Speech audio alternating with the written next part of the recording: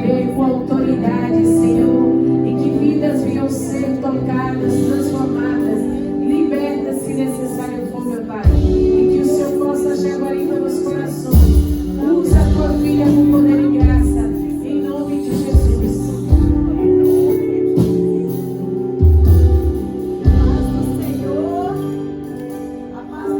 A paz do Senhor. Amém. Tá vendo a gente acordada aí? Glória a Deus, é um glória de se acordar. Você dá uma salva de palmas para Jesus e acordar. Glória a Deus. Vocês são um povo corajoso. Dar uma hora dessa, um sábado é corajoso. Com certeza, Deus, nesta noite, já abençoou sua vida, já fortaleceu. E hoje você vai sair dessa casa com tudo que você precisa para mudar a sua história. Porque Deus, quando Ele chega no ambiente, Ele não chega para brincar. Quando Deus chega no ambiente, é porque Ele quer mudar a história, quer mudar a vida, quer mudar a situação. Amém? Bom, não precisava falar muito hoje, porque nós já fomos abençoados por Pedro, né? Mais de 3.000 almas assim. Aí depois veio João, o apóstolo amado. Ficou difícil para mim, não está na Bíblia não, aí ficou bem difícil. Mas amém, os nossos corações estão em Jesus, glória a Deus.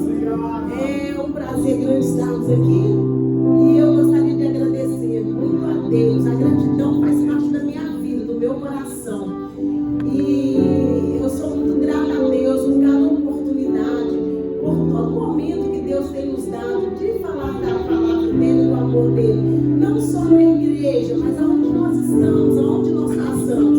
Porque falar, igual todo mundo fala, aqui é facinho, mas lá fora é que é meio complicado para a gente falar e viver o amor que a gente prega.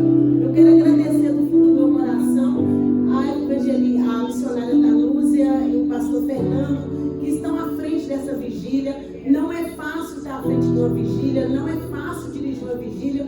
A gente entende que o inimigo, ele retalha, ele faz tudo para impedir, ele tenta entristecer, parar, porque ele sabe que numa vigília, com certeza, Deus muda a situação. Aleluia. Foi uma vigília, há uns 5 anos atrás, em Orlando. De repente, lá em Orlando, eles começaram a ter vigília, e nós estávamos como que para morrer.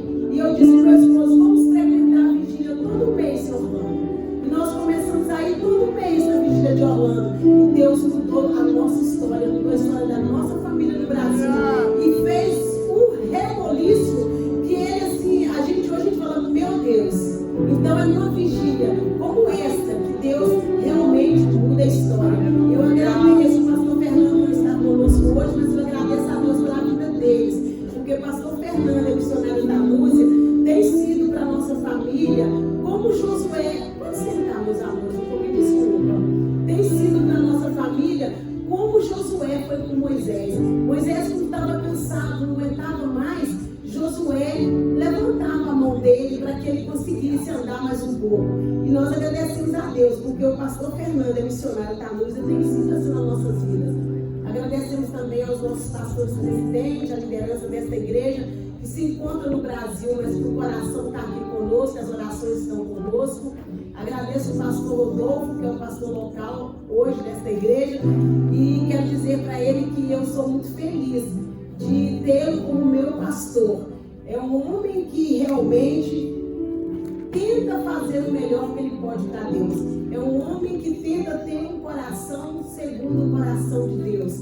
E eu, particularmente, eu vou falar só um pouquinho mais dele aqui, porque ele é meu marido, tá, gente? Eu não conheço uma pessoa que chora tanto por uma alma, por uma vida hoje, nesse século, como o meu esposo. Eu não conheço uma pessoa que valoriza tanto a alma e que sabe o valor de uma alma como ele sabe. E quem o conhece, quem está aí pertinho dele sabe que ele é assim. Mas amém? Vamos à palavra de Deus. Nessa noite eu gostaria de compartilhar com vocês um pouquinho da palavra de Deus que está no livro do Gênesis, no capítulo 38. É engraçado que hoje foi o dia do Gênesis. E o João falou muita coisa aí que eu tinha que falar. E o Pedro, eu falei, Jesus, eu estou cortando aqui. Ele já falava. Mas Deus tem um propósito em todas as coisas. Se eu tivesse que dar um tema para essa palavra, eu colocaria assim, o que está escrito lá, olha lá. Apartou, tomou, possuiu, perdeu. São 4 palavrinhas que, se você prestar atenção, muitas vezes a gente tem cometido isso. Eu falei, Senhor, o que o Senhor quer falar com isso? O Senhor disse assim, olha, fala para quem está na vigília, que o pecado tem tirado algumas coisas das nossas vidas, e que se nós não lutarmos para pegar essas coisas de volta, nós não vamos sobreviver. Os dias estão maus, vão ficar maus, e se nós não estivermos essas 3 coisas conosco, eu garanto para vocês, não vamos sobreviver. É impossível sobreviver sem essas 3 coisas. E hoje o pecado tem tirado isso de nós com tanta facilidade, que nós vamos entender hoje que nós não podemos perder essas 3 armas que Deus nos deu. Então vamos lá? Gênesis capítulo 38, versículo 1 e 2. Aconteceu por este tempo que Judá se apartou. Repita, por favor. Apartou. Mais forte. Apartou. De seus irmãos e se hospedou na casa de um udalamita chamado Irá. Ali viu Judá a filha de um cananeu chamado Sua. Ele a tomou, por mulher e a possuiu. Possuiu. Repitam, por favor, então, essas 3 palavras comigo. Apartou. Tomou. Possuiu. Fechamos os olhos, por favor. Deus, nós te louvamos, te bendizemos, te glorificamos por esta noite. Obrigada, meu Deus, porque o Senhor já falou nos nossos corações, já recebeu a nossa adoração. Meu Pai, agora dá-nos um complemento da Tua palavra, para que amanhã, Deus, nós possamos acordar fortes, renovados, restaurados, e que nós possamos entender, ó Deus, que nós somos servos do Senhor, filhos do Senhor, fomos comprados com um alto preço, meu Senhor, e este preço é o sangue de Jesus no Calvário, e que nós vamos honrar este preço, que nós vamos, ó Deus, fazer jus a este preço, porque é este preço que nos levará a morar com o Senhor por toda a eternidade. Receba o nosso louvor, prepara os corações, prepara os ouvidos, ó Pai, que cada um seja alimentado pela Tua palavra, assim como o Senhor tem já me alimentado, em nome de Jesus. Amém. Antes da gente começar a falar, o João já falou essa palavra por um monte de vezes, e eu quero que você pense sobre isso. A gente escuta muito falar sobre o pecado. Deixa eu te perguntar uma coisa, o que é pecado? O que você considera pecado? O mundo fala que existem 7 pecados capitais. São 7. Mas será que são só 7? O que para você é pecado? É roubar? É adulterar? É matar? O que é pecado para você? Qual que é a noção que você tem de pecado? Qual que é a noção de tamanho? Se é que pecado, você fala que pecado tem tamanho. Qual é a noção de tamanho que você dá para o pecado? Sabe por quê? O pecado é uma coisa muito séria. Foi o pecado que afastou, tirou Adão e Eva do lugar onde eles estavam, no jardim do Éden. Foi o pecado que tirou de Saul o trono. Foi o pecado que tirou Davi de dentro do palácio. E eu te pergunto, o que o pecado tem tirado de você? O que o seu pecado, o que o meu pecado não tem nos permitido viver? Porque se as coisas não estão acontecendo, se nós não estamos vivendo, é porque tem pecado. Ah, não, mas eu não pego. Não, eu não falo mentira. Não, eu não roubo, eu não mato. Não, com certeza não. Mas o que então que está atrapalhando você de romper? A única coisa que atrapalha o homem de romper é o pecado. A única coisa que separa o homem de Deus é o pecado. Mas acontece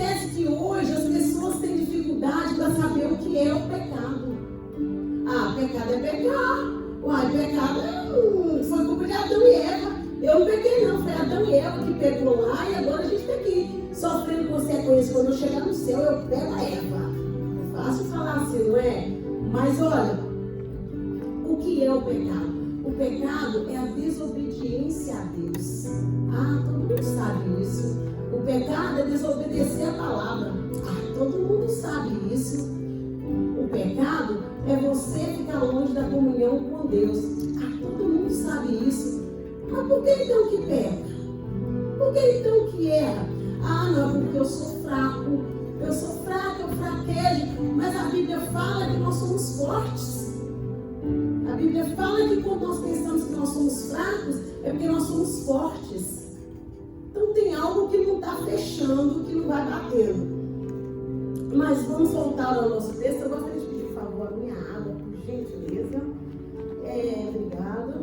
Vamos voltar ao nosso texto aqui no livro do Gênesis, capítulo 37. Muito obrigada. O livro do Gênesis, do capítulo 37 até o 50, vai contar a história de José. São do 37 até os 50, você vai pegar e você vai ouvir falar de José. Tudo sobre a vida de José, todos os detalhes da vida de José. Mas engraçado que no capítulo 37, o livro de Gênesis, ele vai falar que José ganhou uma capa, que o pai o amava, que os irmãos ficaram com ciúme, jogaram na cova, venderam para os egípcios, pegaram a capa dele, o manto que ele tinha ganho do pai, sujou de sangue de animal, e aí falou com o pai que ele tinha morrido, e tentaram consolar o pai. E o capítulo 37 termina com Jacó falando assim: eu não quero ser consolado, eu quero chorar a morte do meu filho enquanto eu viver. Eu só paro de chorar a morte de José quando eu descer a morte do pai. Mas de repente, no capítulo 38, a história de José é interrompida. Para-se a história de José e começa uma história sobre Judá e Tamar. E é sobre Judá e Tamar que nós vamos falar nessa noite. Judá, de repente, ele apartou-se dos seus irmãos, saiu de perto dos seus irmãos e foi para uma outra parte da terra. E chegou lá, ele falou: quer saber? Vou arranjar uma mulher, vou casar. E ele arranjou uma mulher cananeia. Mas Deus havia dado uma ordem para que não se casasse com pessoas de outra raça. Então ele desobedeceu a ordem de Deus e casou-se com essa mulher e teve 3 filhos. E engraçado que ele teve 3 filhos. O mais velho chamava e ele logo a seguir coabitou novamente com sua esposa e teve mais o segundo filho. E depois teve o terceiro filho. Então ele teve 3 filhos com essa mulher cananeia. Bom, de repente, esses filhos cresceram e chegou a de casar. Ele, em vez de voltar lá, na sua terra, na sua descendência, e arranjar uma esposa para o seu filho, não. Ele logo arranjou ali mesmo onde ele estava e arranjou uma mulher chamada Tamar. E o seu filho casou-se com ela. Mas filho de rebelde é rebelde. Se você não ensinar o seu filho o caminho que ele deve andar, ele não vai caminhar no caminho do Senhor. Se você não ensinar as pessoas que estão do seu lado o caminho que leva a Deus, eles vão errar o alvo. É o pecado. Judá pecou, ele estava sob desobediência. E os filhos dele aprenderam com ele. E o filho dele, então, era bem rebeldezinho. E simplesmente Deus o matou. O primogênito, que deveria dar para ele a sua descendência, Deus o matou. Judá, puxa vida, morreu meu filho. Então ele foi e falou: olha, é o seguinte, a lei diz que quando morre um, então a gente tem que dar outro filho para suscitar descendência para o que morreu. E aí pegou o seu outro filho e casou com Tamar. Só que o filho dele falou: poxa vida, eu vou casar com essa mulher, vou viver com ela, vou ter filho, mas a minha descendência não vai aparecer que e vai aparecer a descendência do meu irmão que morreu. Isso não é justo, isso não é justo. Então ele começou a fazer uma coisa bem ruim com a mulher. Ele tinha com ela, ele coabitava com ela, mas na hora H, ele jogava o sêmen fora para ela que não engravidasse. E ele fez isso e foi fazendo isso, e quando Deus percebeu, Deus falou assim: olha, vamos fazer o seguinte, vou matar ele também. Matou o segundo filho de Judá. Judá disse assim: olha, Tamar, meu filho mais novo, Siló, esse não, esse tá novinho, vou te dar casa de você não. Você casou com o primogênito, morreu. Casou tudo bem, morreu. Mas não vou dar não. Faz o seguinte, você vai pra casa de sua mãe, fica lá na casa dos seus pais, vestida de viúva, e quando o meu filho ficar mais velho, então eu levo ele para casar com você. Só que Judá não quer fazer isso. Judá sabia que corria o risco de perder o seu terceiro filho. E Tamar obedeceu, voltou para casa dos seus pais e ficou lá. Os anos passaram e a mulher de Judá morreu. Judá sofreu o luto e sarou-se e teve uma festa. Tinha uma festa que chamava festa que tosqueava as ovelhas. Judá se arrumou e falou: bom, vamos para essa festa. E Tamar sabia que estava na hora de Siló casar, senão já estava velho, já era um homem formado. Mas Judá não queria entregar. Ela foi e disse assim: olha, eu já sei o que eu vou fazer. Vai ter a festa, eu vou ter um encontro com meu sogro. Bom, ela foi, tirou a veste dela de viúva e vestiu a sua veste de festa. Ela se vestiu como uma prostituta, como uma meretriz, e foi para a beira da estrada encontrar com Judá. E ela estava disfarçada com o véu. Judá não a conheceu, ele não conheceu a sua nora. E quando ela foi ter um encontro com Judá, Judá olhou e cantou, falou: eu quero você. Aí ela falou: você me quer? Claro que eu te quero. Judá falou, ela foi e falou assim: olha, o que você vai me dar? Eu quero alguma coisa. Judá falou: olha, eu vou mandar os meus servos trazer para você, irmão. Que eu vou embora para casa, o melhor cabrito que eu tiver. Ela falou assim: então você vai me mandar um cabrito? Vou te mandar um cabrito. Aí ela falou assim: mas o que você vai me dar para garantir que você vai trazer este cabrito? Esse cabrito vai chegar até mim. Foi aí que ela olhou para Judá e falou: Judá, vamos fazer o seguinte, me dá uma garantia de que você vai me dar este cabrito. Judá falou: o que você quer? Ela falou assim: Judá, me dá o seu selo. Peraí que você não está vendo. Judá, me dá o seu selo. O selo é o carimbo, a assinatura, a identificação. Me dá seu selo.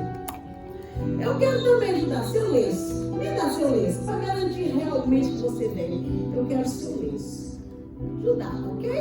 Judá estava querendo Tamar a qualquer preço. Ela disse: Judá, faz o seguinte, me dá seu cajado. Obrigada, Judá. Você pode me ter. E ela pegou esses 3 objetos de Judá. E a Bíblia fala que ele coabitou com ela e foi embora. E Tamar também vestiu novamente sua veste de luto e voltou para a casa de seus pais. Passados os dias, Judá retornou, pegou o cabrito e falou: olha, vai lá levar o cabrito para Tamar. Vai levar o cabrito para aquela mulher da estrada e traga os objetos que estão com ela. Só que o servo foi e chegou lá e não estava. Procurou pela redondeza, pela cidade, não a encontrou. E voltou e perguntou a algumas pessoas: tinha aqui uma mulher, uma meretriz, uma prostituta aqui na rua, vocês a conhecem? Eu tenho um cabrito para entregar para ela. Ninguém a conhecia. Voltar a ajudar: ó, essa mulher não existe, ninguém sabe quem ela é, sumiu. Aí ele: deixa esse cabrito aí, ela que fique com as coisas para lá. Tudo bem, para ajudar, situação resolvida. Muitas vezes nós damos situações por resolvidas que não estão resolvidas. Nós temos mania de achar que nós nós resolvemos o problema e ele não está resolvido. Está com uma máscara, está com um véu e ele vai aparecer. Não adianta tentar nos enganar, fazer de conta que nós estamos cobrindo um problema, cobrindo um pecado que não estamos. Dia menos dias ele vai se revelar. E o triste, quando ele se revelar, você vai ser muito humilhado. E o pior, a Bíblia fala que um abismo chama outro abismo. Quando você tentar resolver, o que acontece? Quando a pessoa erra, ela não confessa o erro, ela esconde, e quando alguém a aborda sobre aquele erro, fala, olha, você fez isso. Aí ela fala assim, não, aconteceu assim. Foi assim, não foi bem assim, não, peraí. Não, eu não queria. Não foi minha intenção. A intenção do meu coração não era essa. Sabe por quê? Um abismo chama outro abismo.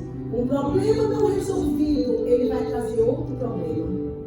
Uma mentira não consertada, não desmentida, ela vai trazer outra mentira. Porque a pessoa vai tentando emendar, vai tentando costurar, e a coisa só vai ficando difícil. Foi assim com Judá.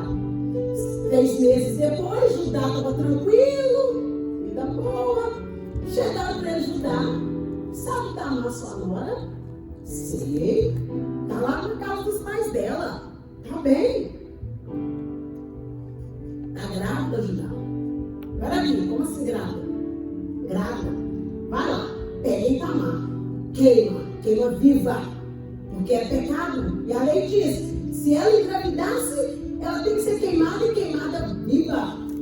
E eles foram lá buscar Tamar na sua casa e trazê-la para queimá-la. Quando chegaram, Tamar falou assim, peraí, vocês vão me levar. Mas antes de me levar, faz um favor para mim. Entregue isso aqui para Judá. Leva lá e entrega para Judá. Fala com ele. E o homem que é o pai do meu filho é o dono dessas 3 coisas. Quando os servos chegaram, disseram para ele, aí ele, bonzinho, tá bom, vamos ver aqui.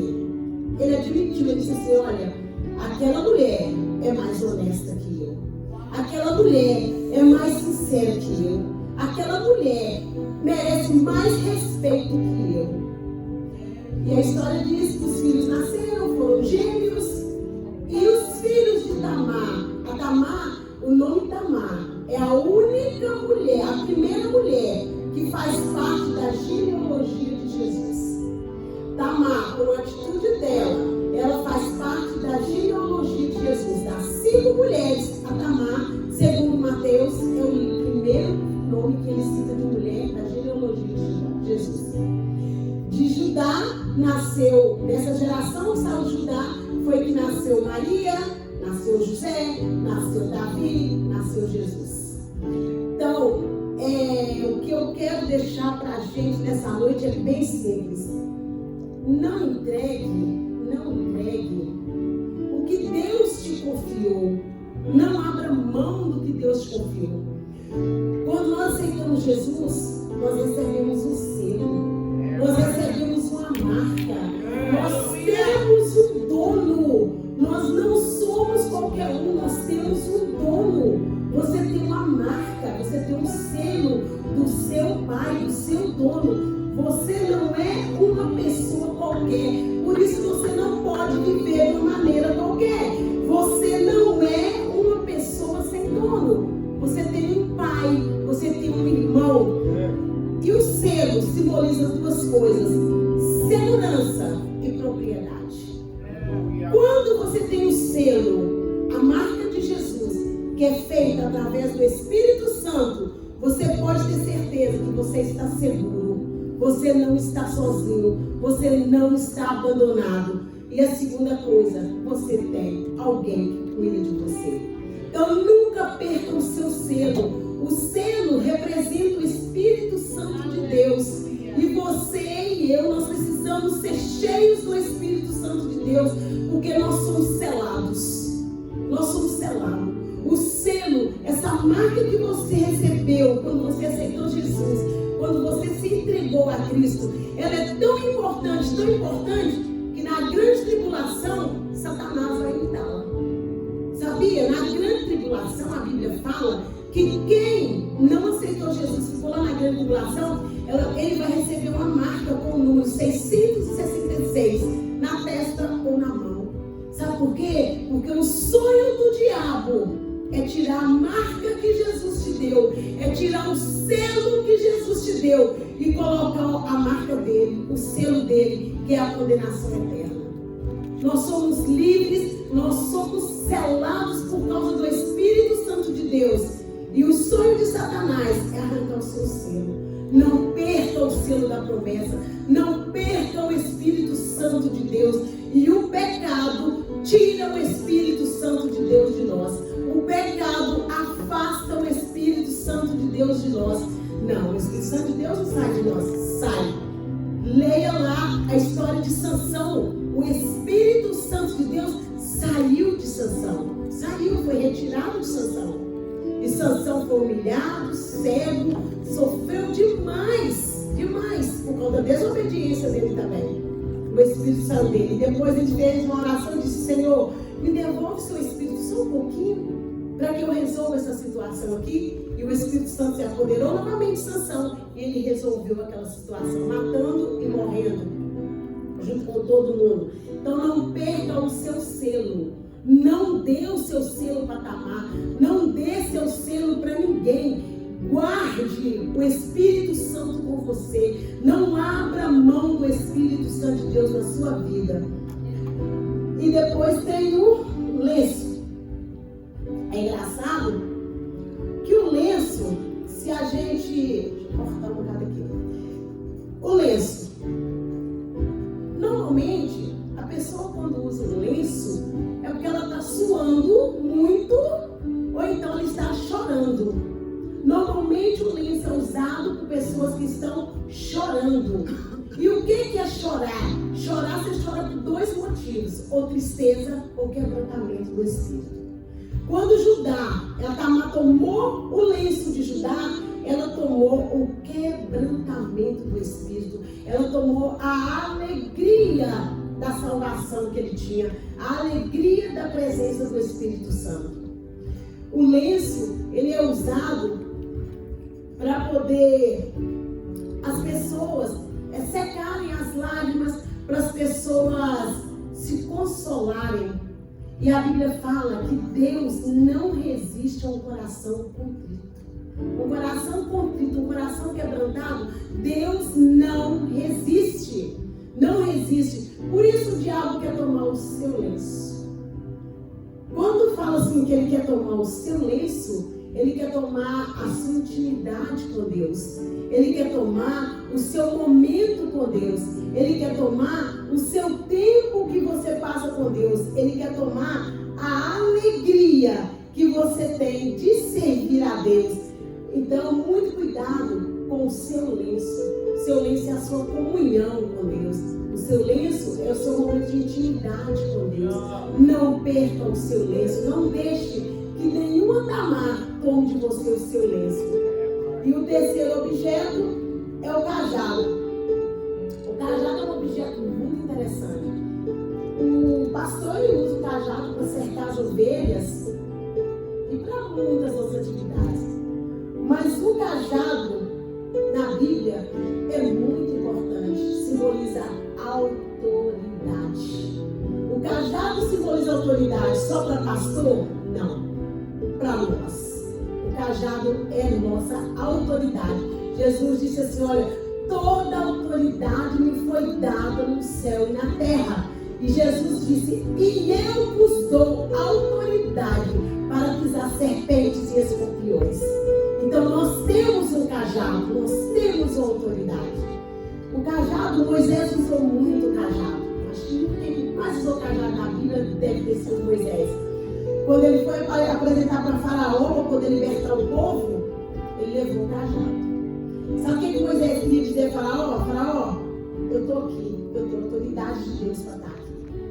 Eu estou aqui debaixo da autoridade e Deus manda você libertar o povo. E aí ele usa o cajado para virar serpente, ele usa o cajado para poder comer a serpente dos magos, ele usa o cajado para tocar nas águas, para as águas abrirem, ele usa o cajado em frente ao Mar Vermelho, para que pudesse abrir as pessoas passarem. O cajado, então, significava que Moisés tinha a autoridade de Deus para guiar aquele povo. O cajado serve para autoridade e para direcionar. O cajado direciona. Quando a ovelha vai para um lado, o pastor vem e puxa para cá. A ovelha vem para cá, o pastor vem e cerca para cá com o cajado. Porque direcionando a ovelha para o caminho certo, para que ela não saia do meio do rebanho. Então Deus te deu um cajado. Você tem um cajado. Você tem autoridade espiritual sobre todas as lutas, sobre todas as batalhas, sobre todas as dificuldades, sobre todos os momentos da sua vida. Não esqueça, você recebeu autoridade. Foi te dada autoridade através de Jesus Cristo. E você tem um cajado para dirigir a sua vida. A sua vida não pode ser tocada de qualquer jeito. A sua vida não pode ser levada para qualquer lugar, de qualquer maneira. Não, você não pode. Você não tem o privilégio de deixar que o diabo leve a sua vida para o lado que ele quiser, da maneira que ele quiser. Porque você tem a autoridade de Deus para guiar a sua vida nos caminhos do Senhor. O salmista Davi fala sobre isso. Ele fala sobre guiar-me mansamente pelos caminhos, pelas veredas da justiça. Guia-me mansamente pelas veredas da justiça. Então nós temos que ser guiados mansamente pelas veredas da justiça. Não deixe que ninguém tire de você o seu cajado, a sua autoridade. Se alguém disser para você que você não pode, fale, eu posso todas as coisas daquele que me fortalece. Se a pessoa disser para você não vai dar certo, você fala, vai, porque a Bíblia fala que com Jesus eu sou mais do que vencedor. Se alguém disser para você, por favor, não acredita nisso, você diz, eu vou crer, porque a Bíblia fala que sem fé é impossível agradar a Deus. Então não perca essas três coisas, não perca o selo do Espírito Santo, não perca a sua intimidade com Deus e não perca a autoridade que Deus te deu. Deus te deu autoridade, que nessa madrugada você possa sair daqui certo, seguro de que foi te dado autoridade e que você pode sim. Quando a sua mente, o seu coração falar com você, não vai dar certo não, você não vai conseguir. Tanta gente já tentou fazer isso e não deu certo. Deixa. Isso aí é um sonho, isso aí é ilusão. Aí você lembra do que o André falou hoje? Não é sonho, não é ilusão não, é propósito. Deus tem propósito na sua vida. Deus tem propósito de realizar coisas através de você. Deus não te criou por acaso. Deus não te criou só para brincar de que está criando homem e mulher. De jeito nenhum. Deus não perdeu o tempo dele de criar você só para estar criando alguém do bonequinho. Qual que é o objetivo? Você já perguntou para Deus, por que o Senhor me criou? Tudo bem, nós somos todos criados para a glória de Deus, mas Deus, o que o Senhor quer especificamente da minha vida? O que o Senhor quer realmente que eu viva? Qual que é o projeto do Senhor para a minha vida? Aonde o Senhor quer que eu vá? Como? Com quem? E por quê? Não faça como Judá. Não saia do meio dos seus irmãos. Não fique só. Não desobedeça a Deus. E jamais, jamais entregue aquilo que Deus te deu. Deus te deu uma família. Cuide dela. Preserva. Luta pela sua família. Luta pelos seus filhos. Ora, chora, rasga suas vestes, vista vestes de cinza, mas não abra mão da sua família, não abra. Tem solução sim, pode resolver sim e vai resolver sim. Com certeza, lute pela sua casa, sempre, sempre. Depois lute pela sua fé, lute pela sua igreja, lute pelos seus irmãos. Ame de verdade, chora com quem chora, sorria com quem sorria. Quantas pessoas a gente vê que entram naquelas portas ali tão desesperados, e eles não têm coragem de chegar perto da gente, às vezes, você, e falar assim, olha, eu preciso de ajuda. Eu estou sofrendo. Eu estou morrendo. Fica com vergonha. Porque não é fácil você entrar num lugar, numa igreja e falar: por favor, me ajuda, eu estou morrendo. Me ajuda, meu marido me bateu, a minha esposa me traiu. Não é fácil a pessoa entrar no ambiente e falar uma coisa dessa. Não é. Não é fácil a pessoa entrar aqui e falar: o meu filho é um drogado, a minha filha é uma prostituta, olha, o meu filho é homossexual, a minha filha é transexual. Não é fácil para a pessoa entrar numa porta daquela ali e assumir. Ela prefere entrar, sentar, chorar e ouvir um culto e vai embora. E você às vezes não tem a sensibilidade de perguntar a essa pessoa assim: eu posso te dar um abraço? Ela muitas vezes, quem está na América, deixa eu te falar uma coisa, quem está na América não precisa do seu dinheiro não. Qualquer coisinha que a gente fizer aqui, a gente ganha $100. Não precisa. Quem está na América não precisa do seu dinheiro. Quem está na América não precisa do seu carro. Qualquer economia que você fizer aqui, você compra um carro. Você compra carro de $500, $1.000, $100.000. Você não precisa de abrir a porta da sua casa para ninguém morar, sabe por quê? Qualquer coisinha você consegue, a pessoa aluga um apartamento para morar, aluga um quarto para morar. Então, o que você pode fazer na América para as pessoas? Amar. Tão somente amar. Você não precisa dar nada. Ninguém precisa do seu dólar. Ninguém precisa do seu sapato, ninguém precisa da sua roupa. Na América ninguém precisa. Se você não puder ir numa loja e comprar, vai no Goodwill, vai na Thrift Store e vai comprar, e vai vestir, e vai na mesma festa que você. E você não vai nem saber que ela comprou foi numa Thrift Store, no Goodwill da vida. Você nem vai saber. Lá fora passou um perfume, está cheiroso igual você. Então, por favor, vamos viver o que a Bíblia ensina. Vamos ser selados realmente com o Espírito Santo. Vamos ter o nosso coração quebrantado pelo Espírito Santo.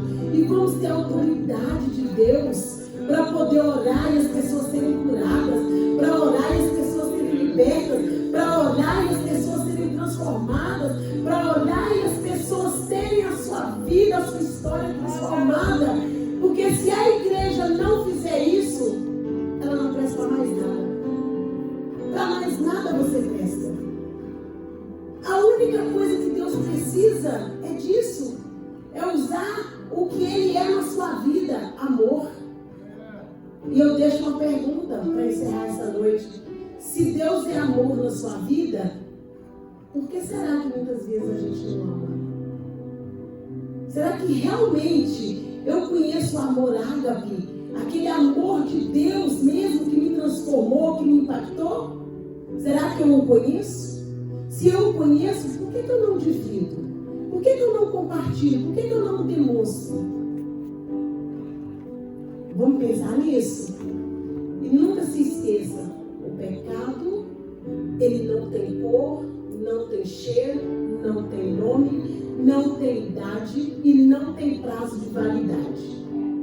E ele engana muito fácil, porque às vezes o pecado, ele aparece como uma coisa bem simples, bem suave, e você muitas vezes não vai nem perceber e estão cometendo. E fala: não, na hora que eu for dormir eu peço perdão. Mas não é pecado não, eu só falei isso aqui. E fulano que faz muito mais. É o que o João falou. Cita 10 erros seus. Põe no espelho e fala 10 coisas ruins sobre você. Difícil? Muito difícil. Agora fala 10 coisas ruins de mim. Fala 1000 num minuto. Eu tenho até que falar: pai, não fala mais não, tá bom. Chega, já falou muito. Então assim, é muito fácil isso. É muito fácil. Mas nós não podemos ficar preocupados com a vida das pessoas, a salvação das pessoas. Preocuparmos com a nossa vida, com a nossa salvação. Porque se nós formos salvos, formos livres, de verdade, a gente consegue mudar toda uma geração. Que Deus nos abençoe em nome de Jesus. Obrigada pela oportunidade.